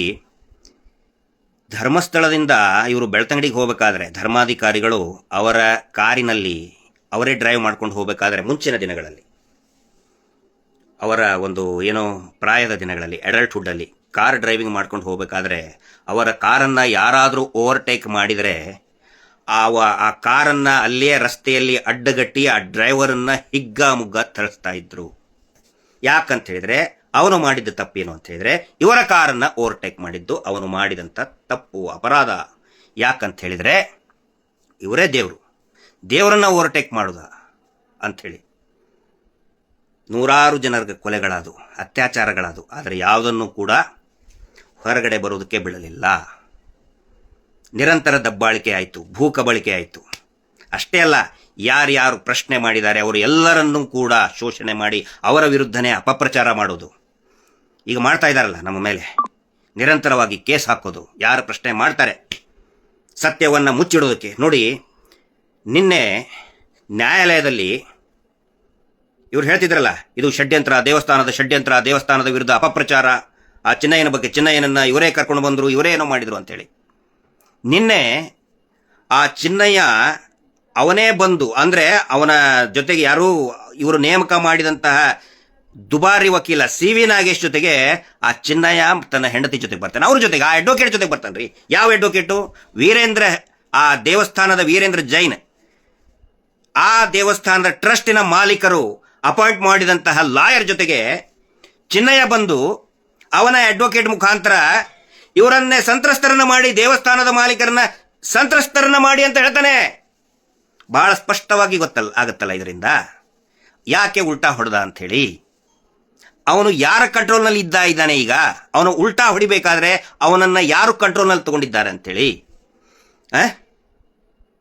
ಯಾವ ವ್ಯಕ್ತಿ ಇಲ್ಲಿ ಅತ್ಯಾಚಾರ, ಕೊಲೆ ಆದಂಥ ಶವಗಳನ್ನು ಹೂತು ಹಾಕಿದ್ದೇನೆ ಅಂಥೇಳಿ ನ್ಯಾಯಾಲಯಕ್ಕೆ ಹೇಳಿಕೆ ಕೊಟ್ಟಂಥ ವ್ಯಕ್ತಿ 1.5 ತಿಂಗಳು ಆದ ನಂತರ ಅದೇ ನ್ಯಾಯಾಲಯಕ್ಕೆ ಹೋಗಿ ನಾನು ಸುಳ್ಳು ಹೇಳಿದ್ದೇನೆ ಅಂತ ಹೇಳಿದಂತಹ ವ್ಯಕ್ತಿ ನಿನ್ನೆ ಅವನದೇ ಅಡ್ವೊಕೇಟ್ ಮುಖಾಂತರ, ಅಂದರೆ ಸರ್ಕಾರಿ ಲೀಗಲ್ ಏನೋ help aid, legal aid cell ಅಂತ ಇರ್ತದೆ ಪ್ರತಿ ಇದರಲ್ಲಿ. ಯಾರಿಗೆ ಬಿಲೋ ಪಾವರ್ಟಿ ಲೈನಲ್ಲಿ ಇರ್ತಾರೆ, ಬಡವರು ಇರ್ತಾರೆ, ಸ್ವಂತ ಲಾಯರ್ನ ಎಂಗೇಜ್ ಮಾಡೋಕ್ಕಾಗೋದಿಲ್ಲ, ಅವರಿಗೆ ಡಿಸ್ಟ್ರಿಕ್ಟ್ ಲೀಗಲ್ ಏಡ್ ಸೆಲ್ ನಿಂತರ ಅಡ್ವೊಕೇಟನ್ನು ಕೊಡ್ತಾರೆ, ಸರ್ಕಾರ ಕೊಡ್ತದೆ. ಆ ಅಡ್ವೊಕೇಟ್ ಹೇಳ್ತಾರೆ, ಈ ಚಿನ್ನಯ್ಯನ ಪರವಾದಂತಹ ಅಡ್ವೊಕೇಟು ಚಿನ್ನಯ್ಯ ಬರ್ತಾನೆ CV ನಾಗೇಶ್ ಅವ್ರ ಜೊತೆಗೆ. CV ನಾಗೇಶ್ ಯಾರು? ವೀರೇಂದ್ರ ಜೈನ್, ದೇವಸ್ಥಾನದ ಟ್ರಸ್ಟ್ನವರು ಎಂಗೇಜ್ ಮಾಡಿದಂಥ ದುಬಾರಿ ವಕೀಲರು. ಅವರ ಜೊತೆಗೆ ಬಂದು ಹೇಳ್ತಾನೆ, ದೇವಸ್ಥಾನದ ಮಾಲೀಕರು ಯಾರಿದ್ದಾರೆ ಅವರು ಸಂತ್ರಸ್ತರು, ನಾವು ಸಂತ್ರಸ್ತರು ಅಂತ ಅವ್ರು ಹೇಳ್ಕೊತಾ ಇದ್ದಾರೆ, ಅವರಿಗೆ ಸಪೋರ್ಟ್ ಆಗಿ ಇವನು ಹೇಳ್ತಾನೆ. ಇದರಿಂದ ಬಹಳ ಕ್ಲಿಯರ್ ಆಗಿ ಗೊತ್ತಾಗುತ್ತೆ ಯಾರು ಉಲ್ಟಾ ಹೊಡಿಸಿದ್ರು, ಅವನ್ನ ಯಾರ ಕಂಟ್ರೋಲ್ನಲ್ಲಿದ್ದಾನೆ, ಬಹಳ ಸ್ಪಷ್ಟವಾಗಿ ಗೊತ್ತಾಗುತ್ತೆ. ಬಹುಶಃ ಇದನ್ನೆಲ್ಲ ಗಮನಿಸಿರ್ಬೇಕು ಆ ಮಹಾನುಭಾವ ಪುಣ್ಯಾತ್ಮ ವ್ಯಕ್ತಿ, ನಿನ್ನೆ ನೇರವಾಗಿ ಪ್ರಶ್ನೆ ಮಾಡಿದಂಥ ವ್ಯಕ್ತಿ. ಸತ್ಯ, ಧರ್ಮ, ನ್ಯಾಯ ಇದೆಯಾ ಅಂತ ಹೇಳ್ಕೊಂಡು ನಿರಂತರವಾಗಿ ಕೊಲೆಗಳನ್ನು ಮಾಡಿ ಮೀಟರ್ ಬಡ್ಡಿ ದಂಧೆ ರೀ. ಪ್ರತಿ ವಾರ ಕಲೆಕ್ಟ್ ಮಾಡಿ ಸಾಯ್ತಾನೆ ಇದ್ದಾರೆ, ಆತ್ಮಹತ್ಯೆ ಮಾಡ್ಕೊಳ್ತಾನೆ ಇದ್ದಾರೆ. ಪ್ರಶ್ನೆ ಮಾಡಿದರೆ ದೇವಸ್ಥಾನಕ್ಕೆ ಅಪಪ್ರಚಾರ ಮಾಡ್ತೀರಿ ಅಂತೇಳಿ. ಪುಣ್ಯಕ್ಕೆ ಜೆಫ್ರಿ ಎಸ್ಟೀನ್ ಏನಿದಾನಲ್ಲ, ದೊಡ್ಡ ಮಟ್ಟದಲ್ಲಿ ಇಡೀ ಜಗತ್ತಿನಾದ್ಯಂತ ಅತಿ ಗಣ್ಯ ವ್ಯಕ್ತಿಗಳ ಮುಖವಾಡವನ್ನು ಬಯಲು ಮಾಡ್ತಾ ಇದೆ ಜೆಫ್ರಿ ಎಪ್ಸ್ಟೀನ್ ಫೈಲ್ಸ್. ಬಹುಶಃ ಅವನ ಹತ್ರ ಯಾವುದೇ ದೇವಸ್ಥಾನ ಶೀಲ್ಡ್ಗೋಸ್ಕರ, ರಕ್ಷಣೆಗೋಸ್ಕರ ಯಾವುದೇ ದೇವಸ್ಥಾನನೋ ಚರ್ಚೋ ಇದ್ದಿದ್ರೆ ಬಯಲಾಗ್ತಾ ಇದ್ದಿದ್ದಿಲ್ಲ. ಧರ್ಮಸ್ಥಳ ಗ್ರಾಮದಲ್ಲಿ ನಡೆದಂತಹ ಅನೇಕ ಹತ್ಯೆಗಳು ಕೂಡ ಈ ಜೆಫ್ರಿ ಎಪ್ಸ್ಟೀನ್ ಫೈಲನ್ನೇ ಹೋಲ್ತವೆ. ಬರುವಂಥ ದಿನಗಳಲ್ಲಿ ಅದನ್ನು ನಾನು ವಿಶ್ಲೇಷಣೆ ಮಾಡಿ ತೋರಿಸ್ತಾ ಇದ್ದೀನಿ. ಏನು ಇವ್ರದ್ದೊಂದು ಅಡ್ಡೆ ಇದೆಯಲ್ಲ, ಮಸಾಜ್ ಪಾರ್ಲರ್, ನಿಸರ್ಗ ಚಿಕಿತ್ಸಾಲಯ ಅಂತ ಹೇಳ್ಕೊಂಡು, ಎಲ್ಲಿ ಸೌಜನ್ಯಾಳನ್ನು ಎತ್ಕೊಂಡು ಹೋಗಿ ಅತ್ಯಾಚಾರ ಮಾಡಿ ಕೊಲೆ ಮಾಡಿ ಅಲ್ಲಿಂದ ಕೆಲವು ಮೀಟರ್ಗಳಲ್ಲಿ ಎಸೆದು ಹಾಕಿದ್ರಲ್ಲ, ಆ ಸ್ಥಳ, ಆ ಅಡ್ಡೆಯಲ್ಲಿ ನಿರಂತರವಾಗಿ ಅನೇಕ ಯಾವ ರೀತಿ ಆ ಎಪ್ಸ್ಟೀನ್ ಫೈಲ್ನಲ್ಲಿ, ಆ ಐಲ್ಯಾಂಡ್ನಲ್ಲಿ ಅನೇಕ ಹೆಣ್ಣು ಮಕ್ಕಳಿಗೆ ಹಿಂಸೆ ನೀಡ್ತಿದ್ರು, ಲೈಂಗಿಕ ಶೋಷಣೆ ನಡೀತಾ ಇತ್ತು. ಅದೇ ರೀತಿಯಲ್ಲಿನೇ ಈ ರಾಜ್ಯದ, ದೇಶದ ಅನೇಕ ರಾಜಕಾರಣಿಗಳು ಅಲ್ಲಿ ಬಂದು, ಸೆಲೆಬ್ರಿಟಿಗಳು ಅಲ್ಲಿ ಬಂದು ಚಿಕ್ಕ ಹೆಣ್ಣು ಮಕ್ಕಳ ಶೋಷಣೆ ಮಾಡಿದ್ದಾರೆ. ಆ ಶೋಷಣೆಗೆ ಒಳಗಾದಂಥ ಅನೇಕ ಚಿಕ್ಕ ಹೆಣ್ಣು ಮಕ್ಕಳನ್ನು ಕೊಂದು ಬಿಸಾಡಿದ್ದಾರೆ. ಬರುವಂಥ ದಿನಗಳಲ್ಲಿ ಅದನ್ನು ಎಕ್ಸ್ಪ್ಲೇನ್ ಮಾಡ್ತೇನೆ. ಇದೆಲ್ಲವನ್ನು ಕೂಡ ಅನೇಕ ಜನ ಗಮನಿಸ್ತಾ ಇದ್ದಾರೆ. ನಾವು ಮಾತಾಡೋದಕ್ಕೆ ಅವಕಾಶ ಇದೆ, ನಾವು ಮಾತಾಡ್ತಾ ಇದ್ದೀವಿ. ಆದರೆ ಮಾತನಾಡದೇ ಇರುವಂಥವರು, ತಮ್ಮ ಮುಖವನ್ನು ಬಹಿರಂಗವಾಗಿ ತೋರಿಸದೇ ಇರುವಂಥವರು ಅನೇಕ ಜನ, ಧರ್ಮಸ್ಥಳದಲ್ಲಿ ನ್ಯಾಯ ಸಿಗಬೇಕು, ಮತ್ತೆ ಸತ್ಯ ಧರ್ಮ ಪ್ರತಿಷ್ಠಾಪನೆ ಮಾಡಬೇಕು ಅಂತೇಳಿ ಅನೇಕ ಜನ ಎಲೆಮರೆಯ ಕಾಯಿಯಾಗಿ ಕೆಲಸ ಮಾಡ್ತಾ ಇದ್ದಾರೆ. ಅದರಲ್ಲಿ ಈ ವ್ಯಕ್ತಿಯು ಕೂಡ ಒಬ್ಬರು. ಕೊನೆಯದು ನೋಡಿ, ಕೊನೆ ಲೈನ್ ಎಲ್ಲರೂ ಕೇಳಲೇಬೇಕು. ಇಷ್ಟೆಲ್ಲ ಹೇಳಿದ ಮೇಲೆ ಸೇವಕ, ಅವರ ಬಾಡಿ ಗಾರ್ಡ್ ಹೇಳ್ತಾನೆ, ಅಡ್ಡಬೇಳಿ ಅಂತ ಅವ್ರಿಗೆ. ನೋಡಿ, ನಾನು ಯಾಕೆ ಈ ವ್ಯಕ್ತಿಯನ್ನ ಈ ಧರ್ಮಾಧಿಕಾರಿ ಅಂತ ಅನಿಸ್ಕೊಳ್ತಾರಲ್ಲ, ನಕಲಿ ದೇವ ಮಾನವ ಅಂತ ಹೇಳ್ತೀನಿ ಅಂತ ಹೇಳಿದ್ರೆ ಇದಕ್ಕೆ. ಯಾವುದೇ ಸನಾತನ ಧರ್ಮದ ವ್ಯಕ್ತಿ ಸನಾತನ ಧರ್ಮದಲ್ಲಿರುವಂತಹ ಅಥವಾ ಯಾವುದೇ ಧರ್ಮದ ಧರ್ಮಗುರು ಬಲವಂತವಾಗಿ ಅಡ್ಡಬೀಳಿ ಕಾಲ ಸೇವೆ ಮಾಡಿ ಕಾಲ ಪೂಜೆ ಮಾಡಿ ಯಾರೂ ಬಲವಂತವಾಗಿ ಹೇಳುವುದಿಲ್ಲ. ಆದರೆ ಇಲ್ಲಿ ನಡ್ಕೊಂಡು ಬಂದಂತಹ ಪದ್ಧತಿ ಏನಂತ ಹೇಳಿದ್ರೆ, ಅಲ್ಲಿ ಬಂದಂಥವ್ರಿಗೆ ಬಲವಂತವಾಗಿ ಹೇಳ್ತಾರೆ, ನೀವು ಅಡ್ಡ ಬೀಳಿ, ಅವ್ರ ಕಾಲು ಬೀಳಿ, ನಮಸ್ಕಾರ ಮಾಡಿ, ಅವ್ರ ಕಪ್ಪು ಕಾಣಿಕೆ, ಅವ್ರಿಗೆ ಆ ಕಾಣಿಕೆ ಕೊಡಿ, ಈ ಕಾಣಿಕೆ ಕೊಡಿ.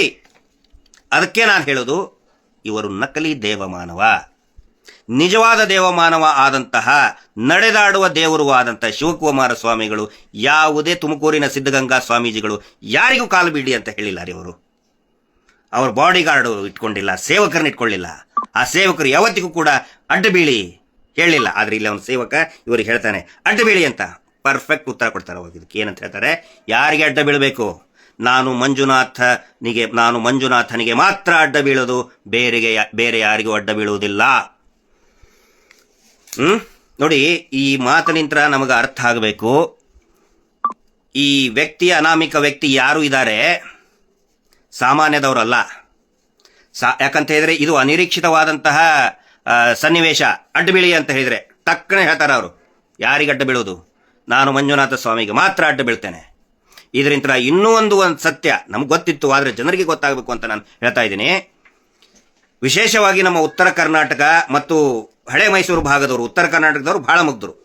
ಏನು ಹೇಳ್ಕೊಂಡು ಬಂದ್ರೆ ಇವರು ಕಳೆದ 50 ವರ್ಷದಿಂದ, ಅನೇಕ ದಶಕಗಳಿಂದ ಇವರೇ ನಡೆದಾಡುವ ಮಂಜುನಾಥ, ಇವರೇ ಮಾತನಾಡುವ ಮಂಜುನಾಥ ಸ್ವಾಮಿ ಇವರದೇ ರೂಪದಲ್ಲಿ ಬಂದು ಆಶೀರ್ವಾದ ಮಾಡ್ತಾನೆ. ಇವ್ರು ಹೇಳಿದ್ದೇನೆ ನ್ಯಾಯ, ಇವರು ಹೇಳಿದ್ದೇ ಸತ್ಯ, ಇವರೇ ನ್ಯಾಯಾಲಯ, ಇವರೇ ನ್ಯಾಯಾಲಯಕ್ಕಿಂತ ದೊಡ್ಡವರು, ಇವರೇ ಸಂವಿಧಾನಕ್ಕಿಂತ ದೊಡ್ಡವರು ಅಂತ ಹೇಳಿ ಜನರನ್ನ ಮಂಗ ಮಾಡಿ ಯಾರಾದ್ರೂ ದೂರು ಕೊಡಕ್ಕೆ ಹೋದ್ರೆ ದೂರು ಕೊಡಬಾರ್ದು. ನೀವು ನಡೆದಾಡುವ ಮಂಜುನಾಥನ ಆದೇಶ ಆಗಿದೆ, ದೇವಸ್ಥಾನಕ್ಕೆ ಅಪಪ್ರಚಾರ ಆಗಿದೆ, ಕಾಣೆ ಆದ್ರೆ ದೂರು ಕೊಡಬಾರ್ದು, ಕೊಲೆ ಆದ್ರೆ ದೂರು ಕೊಡಬಾರ್ದು, ಅತ್ಯಾಚಾರ ಆದ್ರೆ ದೂರು ಕೊಡಬಾರ್ದು. ದೂರು ಕೊಟ್ರೆ ವಾಕಿಂಗ್ ಮಂಜುನಾಥ, ಟಾಕಿಂಗ್ ಮಂಜುನಾಥ ಸಿಟ್ಟಾಗ್ತಾನೆ ಅಂತ ಹೇಳಿ ಹೆದರಿಸಿ ಹುಚ್ಚರನ್ನ ಮಾಡಿ ಜನರನ್ನ ಮರಳ ಮಾಡಿ ಮಂಗ ಮಾಡಿ, ಅದು ಯಾರನ್ನ? ಭಕ್ತರೇ, ದೇವಸ್ಥಾನವನ್ನು ನಂಬಿಕೊಂಡು ಬಂದಂತ ಭಕ್ತರನ್ನೇ ಮೂರ್ಖರನ್ನಾಗಿ ಮಾಡಿದ್ರು. ಏನಂತ? ನಾನೇ ಮಂಜುನಾಥ, ಟಾಕಿಂಗ್ ಮಂಜುನಾಥನು ನಾನೇ, ವಾಕಿಂಗ್ ಮಂಜುನಾಥನು ನಾನೇ. ಅದಕ್ಕೆ ಇವ್ರು ಹೇಳ್ತಾರಲ್ಲ, ಮಂಜುನಾಥ ಬೇರೆ, ಮಂಜುನಾಥ ಸ್ವಾಮಿ ಬೇರೆ, ಈ ವ್ಯಕ್ತಿ ಅಲ್ಲ ಅನ್ನೋ ಅರ್ಥದಲ್ಲಿ ನಾನು ಇವ್ರಿಗೆ ಯಾಕೆ ಕಾಲು ಬೀಳಬೇಕು ಅಂತ ಬರೋಬ್ಬರಿ ಉತ್ತರ ಕೊಟ್ಟಿದ್ದಾರೆ. ಅದಕ್ಕೆ ಹೇಳೋದು, ಎಷ್ಟೇ ಬಾಯಿ ಮುಚ್ಚಾಕ್ ನೋಡಿದ್ರು ಒಂದು ಗಮನಿಸಿ, ಇದರಲ್ಲಿ ನಾನು ಗಮನಿಸಿದ್ದು ನಿಮ್ಮ ಮುಂದೆ ಹೇಳ್ತಾ ಇದ್ದೀನಿ, ನೀವು ಗಮನಿಸಿರ್ತೀರಿ. ಒಂದು ವೇಳೆ ಇವರ ಮನಸ್ಸಿನಲ್ಲಿ ಇವರು ಸಂತ್ರಸ್ತರು, ನಾವೇನೋ ಅಪಪ್ರಚಾರ ಮಾಡಿ ಇವ್ರನ್ನ ಹಾಳು ಮಾಡಿಬಿಟ್ಟಿದ್ದೀವಿ ಅಂತ ಹೇಳಿದ್ರೆ ಏನಾಗ್ತಿತ್ತು ಹೇಳಿ? ಇವ್ರ ತಲೆಯಲ್ಲಿ ಹಂಗೆ ನಿಜವಾಗ್ಲೂ ಅವರು ಸಂತ್ರಸ್ತರೇ ಆಗಿದ್ರೆ ಹೇಳಬೇಕಾಗಿತ್ತಲ್ಲ, ನಾವು ಸಂತ್ರಸ್ತರು ರೀ, ನಾವು ಸಂತ್ರಸ್ತರು. ಕೋರ್ಟಲ್ಲಿ ನಿನ್ನೆನೆ ಹೇಳಿದಾರಲ್ಲ, ಅಷ್ಟು ಲಾಸ್ ಆಯಿತು, ಫೈನಾನ್ಷಿಯಲಿ ಲಾಸ್ ಆಯಿತು ನಮಗೆ, ಭಕ್ತರು ಬರ್ತಾ ಇಲ್ಲ. ಭಕ್ತರು ಬರದೇ ಇರೋದಕ್ಕೂ ಲಾಸಿಗೆ ಏನ್ರಿ ಹೇಳಿ? ಭಕ್ತರು ಬಂದರೆ ಹುಂಡಿಗೆ ದುಡ್ಡು ಹಾಕ್ತಾರೆ, ಹುಂಡಿಗೆ ದುಡ್ಡಿಲ್ಲ, ಹೀಗಾಗಿ ಫೈನಾನ್ಷಿಯಲ್ ಲಾಸ್ ಅಂತ ಹೇಳ್ತಾರೆ ಅಡ್ವೊಕೇಟ್ ಮುಖಾಂತರ. ಇಲ್ಲಿ ಹೇಳಬೇಕಾಗಿತ್ತು ನೋಡಿ, ಯಾವತ್ತಿಗೂ ಕೂಡ ಅನಿರೀಕ್ಷಿತವಾಗಿ ಸನ್ನಿವೇಶಗಳು ಎದುರಾದಾಗ, ಅನ್ಎಕ್ಸ್ಪೆಕ್ಟೆಡ್ ಆಗಿ ಈ ಥರ ಮಾತುಗಳು ಬಂದಾಗ ಮನಸ್ಸಿನಲ್ಲಿ ನಿಜನೇ ಬರ್ತದೆ. ಇವ್ರು ಹೇಳಬಹುದಾಗಿತ್ತಲ್ಲ, ವೀರೇಂದ್ರ ಜೈನ್ ನಡೆದಾಡುವ ದೇವರು ಅಂತ ತಿಳ್ಕೊಂಡವ್ರು ಪಟ್ಟದಲ್ಲಿ ಕುಂತಾಗ ಹೇಳ್ಬೋದಾಗಿತ್ತಲ್ಲ, ನಮ್ಮ ಮೇಲೆ ಸುಳ್ಳು ಅಪಪ್ರಚಾರ ಮಾಡ್ತಾ ಇದ್ದಾರೆ ಅಂತ ಹೇಳ್ಬೋದಾಗಿತ್ತು. ಒಂದೇ ಒಂದು ಮಾತು ಬರಲಿಲ್ಲ. ಯಾಕಂತ ಹೇಳಿದರೆ ಅವರ ಮನಸ್ಸಿನಲ್ಲಿನೂ ಕೂಡ ಅಳುಕು ತಳುಕು ಹಾಕ್ತಾ ಇದೆ. ಹೀಗಾಗಿ ಅವ್ರು ಹೇಳಿದ್ದಕ್ಕೆಲ್ಲ ಹೌದು ಹೌದು ಅಂತ ಹೇಳ್ಕೊಂಡು ಸುಮ್ಮನೆ ಕೂತ್ಕೊಂಡ್ರು. ಅವ್ರು ಹೇಳ್ತಾರೆ, ಬನ್ನಿ ಭೂತಕೋಲಕ್ಕೆ ನಾನೇ ಬರ್ತೀನಿ ಅಂತ ಹೇಳಿದ್ದಾರೆ. ನಾವು ಎಷ್ಟೋ ಸಾರಿ ಹೇಳಿದ್ದೀವಿ, ಕರೀರಿ ನಮ್ಮನ್ನು, ನಾವು ಏನು ಹೇಳಬೇಕು ಅದನ್ನು ಹೇಳ್ತೇವೆ. ಇವರೇ ಕೊಲೆಗಡಕರು, ಇದೇ ಕುಟುಂಬದವರೇ ಕೊಲೆಗಡಕರು. ಅಷ್ಟೇ ಅಲ್ಲ, ಪ್ಯಾರಾನಾಯ್ಡ್ ಸೆಕ್ಷುವಲ್ ಹಂಟರ್ಸ್, ಸೆಕ್ಷುವಲ್ ಪ್ರಿಡೇಟರ್ಸ್ ಇವರು, ಇವರ ತಮ್ಮನ ಮಕ್ಕಳು. ಖಂಡಿತ ಹೇಳ್ತೇವೆ, ದೈವದ ಮುಂದೆ ನಿಂತ್ಕೊಂಡು ಹೇಳಿಯೇ ಹೇಳ್ತೀವಿ. ಇವರು ಬಂದು ಹೇಳಿ, ನನ್ನ ತಮ್ಮನ ಮಗ ಸಾಚ ಸತ್ಯ ಹರಿಶ್ಚಂದ್ರ ಅಂತ ಹೇಳಿ. ಯಾಕೆ ಮಾಡೋಕ್ಕಾಗ್ತಾ ಇಲ್ಲ? ಧರ್ಮಸ್ಥಳ ದೇವಸ್ಥಾನದ ವೈಶಿಷ್ಟ್ಯತೆ ಅದಲ್ವಾ?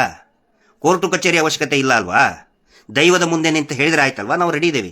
ಇವತ್ತು ಆ ದೈವಾಂಶ ಸಂಭೂತ ವ್ಯಕ್ತಿಯೇ ಹೇಳಿದಾರಲ್ಲ, ನಾನು ಯಾಕೆ ಪದೇ ಹೇಳ್ತಾ ಇದ್ದೇನೆ, ಅವರು ದೈವಾಂಶ ಸಂಭೂತ ವ್ಯಕ್ತಿಯೇ ಇರಬೇಕು. ಅವ್ರು ಯಾರು ಅಂತ ಗೊತ್ತಾಗಿಲ್ಲ ಇದುವರೆಗೂ, ಬಹುಶಃ ಇವತ್ತು ನಾಳೆ ಗೊತ್ತಾಗಬಹುದು ಅಂತ ಅಂದ್ಕೊಂಡಿದ್ದೀನಿ. ಆದರೆ ಸತ್ಯವನ್ನು ಮುಚ್ಚಿಡೋಕ್ಕಾಗಲ್ಲ. ನಾವೆಲ್ಲರೂ ಕೂಡ ಮಾನವರು. ಪದೇ ಪದೇ ನಾನು ಹೇಳ್ತಾ ಇರ್ತೀನಿ, ನಾವು ಬರೀ ಯಂತ್ರಗಳು ಮಾತ್ರ.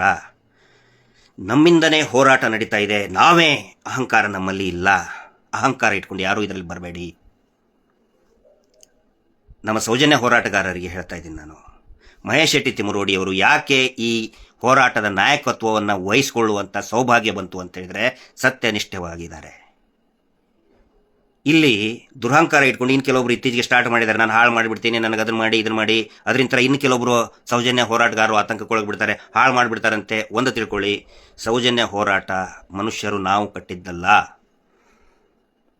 ಆ ಒಂದು ಶಕ್ತಿ ನಮ್ಮನ್ನು ಕಾಪಾಡ್ತಾ ಇದೆ. ಆ ಶಕ್ತಿಯಿಂದ ಈ ಹೋರಾಟ ಕಟ್ಟಿತ್ತು. ಈ ಹೋರಾಟ ಹಾಳು ಮಾಡೋದಕ್ಕೆ ಯಾವನಿಂದನೂ, ಯಾವ ವ್ಯಕ್ತಿಯಿಂದನೂ ಕೂಡ ಸಾಧ್ಯ ಇಲ್ಲ. ಆ ಒಂದು ಶಕ್ತಿ ದೇವ್ರನ್ನ ನಂಬೋರು ದೇವರು ಅನ್ನಿ, ದೈವನವನ್ನು ನಂಬೋರು ದೈವ ಅಂಥೇಳಿ, ಅಥವಾ ಪ್ರಕೃತಿ ಅಂಥೇಳಿ. ಯಾರನ್ನೂ ನಂಬದೇ ಇರುವಂತಹ ನಾಸ್ತಿಕರು ಇದು ಮನುಷ್ಯನ ಪ್ರಯತ್ನವೇ ಅನ್ನಿ, ಏನಾದರೂ ಆಗಲಿ ಮನುಷ್ಯನ ಪ್ರಯತ್ನದಲ್ಲಿಯೂ ಕೂಡ ಆ ಶಕ್ತಿ ಇರ್ತದೆ. ಆ ಶಕ್ತಿ ಇದನ್ನು ಕಾಪಾಡ್ತಾ ಇದೆ. ಅದಕ್ಕೆ ನಿನ್ನೆ ಅಂದರೆ ಇತ್ತೀಚಿನ ದಿನಗಳಲ್ಲಿ ಈ ವಿಡಿಯೋ ನೋಡಿದಾಗ ಆ ವ್ಯಕ್ತಿ ಹೇಳಿದ್ದು ನೆನಪಾಗ್ತದೆ. ಇದು ಬೆಳಕಲ್ಲ, ದರ್ಶನ, ದೌರ್ಜನ್ಯದ ದರ್ಶನ. ಅದು ನಿಲ್ಲಲೇಬೇಕು, ನಿಂತೇ ನಿಲ್ಲುತ್ತೆ. ದೈವ ಏನಾದರೂ ಕೊನೆಯ ಎಚ್ಚರಿಕೆ ಕೊಟ್ಟತಾ ಅದನ್ನು ನಾವು ಕಾದು ನೋಡೋಣ. ಹಂಗಂಥೇಳಿ ದೈವನೇ ಎಲ್ಲ ಮಾಡುತ್ತೆ ಅಂಥೇಳಿ ನಾವು ಯಾರು ಕೂಡ ಸೋಮಾರಿಗಳ ಆಗೋದು ಬೇಡ. ನಮ್ಮ ಮಾನವ ಪ್ರಯತ್ನ, ನಾವು ಜನಸಾಮಾನ್ಯರ ಪ್ರಯತ್ನ ಇದೇ ರೀತಿ ನಿರಂತರವಾಗಿ ಸಾಗಲಿ. ನಮ್ಮ ಕರ್ತವ್ಯವನ್ನು ನಾವು ಮಾಡೋಣ. ಪ್ರತಿಫಲ ಏನು ಸಿಗುತ್ತೋ ಅದು ಆ ಸೌಜನ್ಯ ಶಕ್ತಿಗೆ ಬಿಟ್ಟಿದ್ದು, ಆ ದೈವಕ್ಕೆ ಬಿಟ್ಟಿದ್ದು, ದೇವರಿಗೆ ಬಿಟ್ಟಿದ್ದು ಅಂತ ಹೇಳ್ತಾ, ದಯವಿಟ್ಟು ಈ ಒಂದು ವಿಶ್ಲೇಷಣೆ, ಇದರ ಯಥಾವತ್ತಾಗಿ ಕನ್ನಡ ಅನುವಾದವನ್ನು ನನ್ನ ಇನ್ಸ್ಟಾಗ್ರಾಮ್ನಲ್ಲಿನೂ ಕೂಡ ಹಾಕ್ಕೊಂಡಿರ್ತೀನಿ. ದಯವಿಟ್ಟು ಸಾಧ್ಯವಾದಷ್ಟು ಜನರಿಗೆ ತಲುಪಿಸಿ. ಯಾಕಂತ ಹೇಳಿದ್ರೆ TV ಚಾನಲ್ ಅವ್ರು ಇದನ್ನ ಹೇಳಲ್ಲ ರೀ. ಅವ್ರು ಯಾಕೆ ಹೇಳ್ತಾರೆ? 74 ಇವರು ಏನಾದರೂ ಈ ವ್ಯಕ್ತಿ ಇದು ಧರ್ಮಾಧಿಕಾರಿ ಅನ್ನೋರಿಗೆ ಧರ್ಮ ನಿಷ್ಠೆಯ ಒಂದು ಕರ್ತವ್ಯ ಪ್ರಜ್ಞೆ ಇದ್ದರೆ ಒಂದೇ ಒಂದು ಮಾತು, ಸೌಜನ್ಯಾಳ ಮನೆಗೆ ಹೋಗಿ ಸಾಂತ್ವನ ಹೇಳಲಿಲ್ಲ, ಪದ್ಮಲತಾ ಮನೆಗೆ ಹೇಳಿ ಹೋಗಲಿಲ್ಲ. 74 ಶವಗಳ ಬಗ್ಗೆ ಹೈಕೋರ್ಟ್ನಲ್ಲಿ ವಾದ ಆಗಬೇಕಾದ್ರೆ ಅದು ತನಿಖೆ ಆಗಬೇಕು ಅಂತ ಒಂದೇ ಒಂದು ಮಾತು ಆಡಿಲ್ಲ, ಒಂದೇ ಒಂದು ಹೇಳಿಕೆಯನ್ನು ಕೊಟ್ಟಿಲ್ಲ. ಆ ಹೇಳಿಕೆ ಕೊಡೋದು ಹೋಗಲಿ, ಅದರ ಬಗ್ಗೆ ಪ್ರಚಾರ ಮಾಡಬೇಡಿ ಅಂತ ಹೇಳಿ TV ಚಾನಲ್ಗೆ ಹೇಳಿ ಬಂದು ಮುಟ್ಟಿದ್ದಾರೆ. ಆದರೆ ಆ ಶಕ್ತಿಯ ಮಾತನ್ನು, ಬಾಯಿಯನ್ನು ಮುಚ್ಚೋಕ್ಕೆ ಇವ್ರ ಕಡೆಯಿಂದ ಆಗಲ್ಲ. ತಮ್ಮೆಲ್ಲರ ಒಂದು ಸಹಕಾರ, ಬೆಂಬಲ, ಎಲ್ಲ ದೌರ್ಜನ್ಯಗಳ ಪ್ರತಿಬಿಂಬ ಆಗಿರುವಂತಹ ಸೌಜನ್ಯ ಹೋರಾಟಕ್ಕೆ ತಮ್ಮೆಲ್ಲರ ಒಂದು ಸಹಕಾರ ಇರಲಿ ಅಂತ ಹೇಳ್ತಾ, ಜಸ್ಟಿಸ್ ಫಾರ್ ಸೌಜನ್ಯ. ನಮಸ್ತೆ.